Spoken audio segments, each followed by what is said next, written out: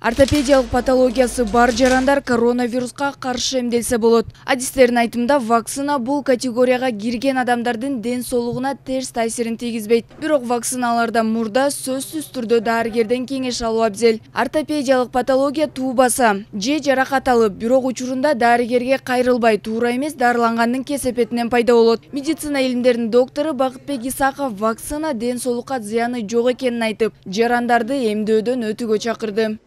Вакцина алганга биякта эч кандай противопоказания жок. Жарандардын катарында кандай жарандар кандай вакцина алса ошондой эле ортопедия патологиясы менен жабыркан адамдар вакцина ала берсе болот. Ошондуктан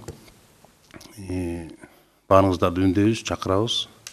Вакцинация алыш керек өзүбүздүн коопсуздугубуз үчүн, өзүбүздүн тегерегибиздеги элдердин коопсуздугу үчүн. Үй бүлөбүз, туугандарыбыздын коопсуздугу үчүн өз салымыбызды кошуп, вакцинация алганга биз үндөйбүз.